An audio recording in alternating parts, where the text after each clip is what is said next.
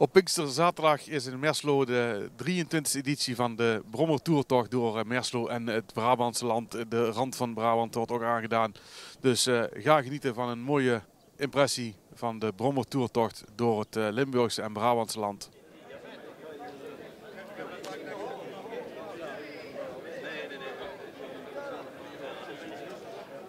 De Grootdorp in Merslo is een beetje veranderd met allemaal oude motoren, oftewel Zundaps en noem maar allemaal op. Peter Poot, 23e editie. Hoe gaat het eigenlijk allemaal in zijn werk hier?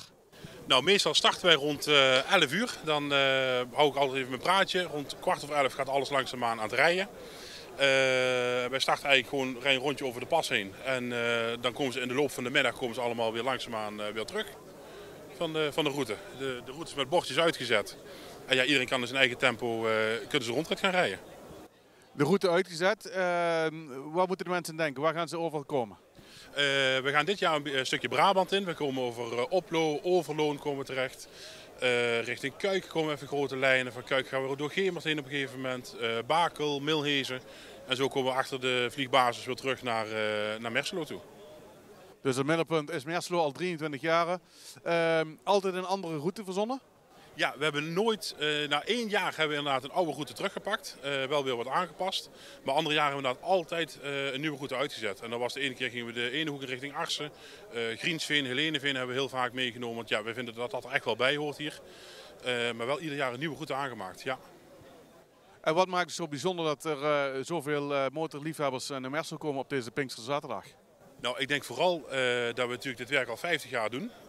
Dat het ook een stukje is van gunnen. En voor sommige mensen is het ook echt van, joh, we maken de bromfiets klaar voor de poortrit. Hier werken ze naartoe om het klaar te maken. En van heen en ver komen ze inderdaad hier naartoe om dit mee te maken. Ja. En als je dan zegt van klaarmaken, waar moeten de mensen dan allemaal aan denken? Bandenspanning, de bromfiets klaarmaken, zodat alles loopt, dat alles werkt. We hebben een groepje jongens die werken die doen al 23 jaar, rijden die mee. En ieder jaar vrijdagavond beginnen ze met het spul weer klaar te maken, aan het lopen te maken. En dan gaan ze rijden. En dan komen ze altijd wel weer iets tegen. We hebben zo het avond tot 12 uur zijn we het werk geweest om ze maar te helpen dat ze toch mee konden rijden. Want net zei je van, er kwam er hier nog een voorbij. Ja, dan moet er een M zoveel in, want dat klopt iets niet. Ja, dat was inderdaad 125. Die jongens die rijden jaren die mee. Die komen uit Doetinchem, rijden ze hier naartoe. Rijden met de motor. Ja, onderweg wordt losgetrild. Ja, daar komt nog wel eens voor bij zo'n ding. Dus ja, inderdaad even de bouten nadraaien. En waarschijnlijk is er nou toch iets losgetrild. Peter, wat is het speciale aan deze editie dit jaar?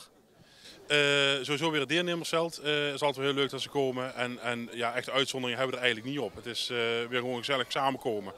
En ja, eigenlijk gewoon weer ieder jaar hetzelfde. En Pinkster is eigenlijk ook altijd goed weer, hè?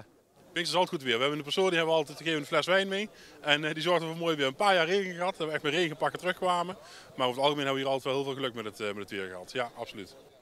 We gaan de start zo meemaken en ik zou zeggen veel succes met deze 23e editie. Dank u wel, Peter. Ja, helemaal goed. Graag gedaan en wellicht tot volgend jaar. Zeker weten, dank u wel. We staan in de stralende zon in Merslo en zoals we straks al zeiden, vele brommers hier op de Grootdorp.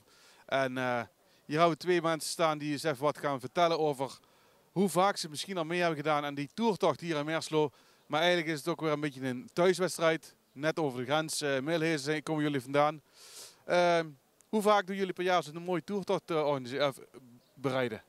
Nou, we doen hier deze tocht. Die hebben we nou voor de 3e keer of de 4e keer meegedaan. Maar de komende zondag dan gaan we een klein groepje uit Milhezen weer rijden. We hebben een appgroepje en dan kijken wie er tijd heeft. Dan gaan we met een man of 4. En dan rijden we misschien wel dezelfde route, omdat ik alleen nou deze route rij van die groep weer.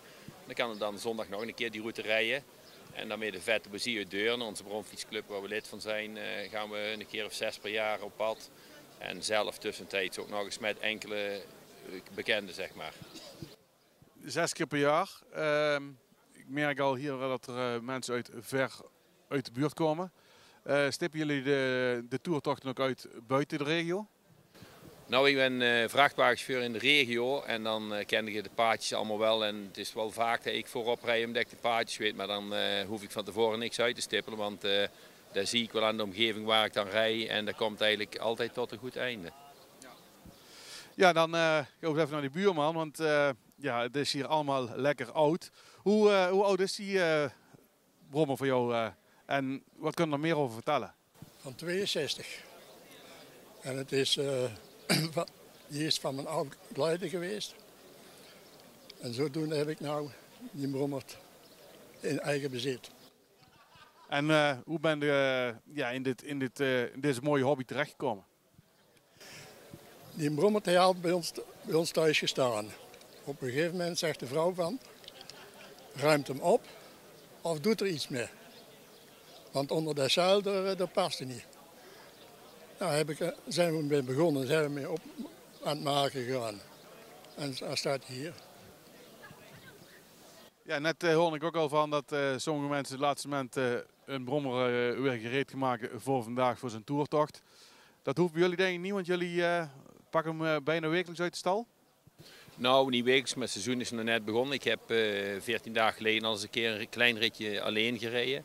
En dan gaat hij de komende zondag ook alweer uit de stal. En nou wordt hij één keer in de 14 dagen wel gebruikt tot september, oktober. Zeg maar. Tot half september is de laatste rit van de Vette Boisie. Dat is dan een hele lange rit.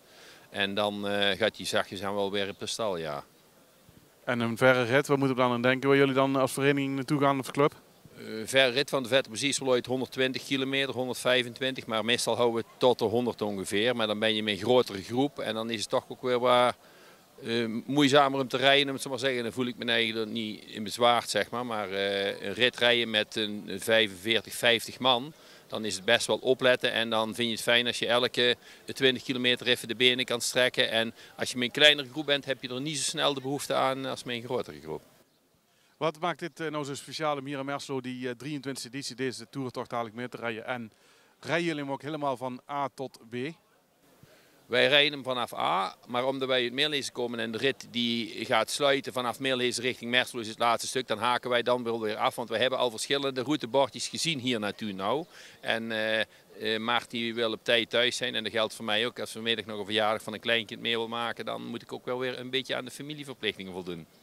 Ja, dat gaf Peter dus net ook wel aan. Er zijn dus ook heel veel mensen die dus al in jullie geval een deel van de route hebben gezien. Maar dan zijn jullie wel benieuwd om het andere deel van de route te zien. Want dit keer is het toch weer een hele andere route als andere jaren. Want Peter gaf het aan. In die 23 jaar bijna elke keer een andere route.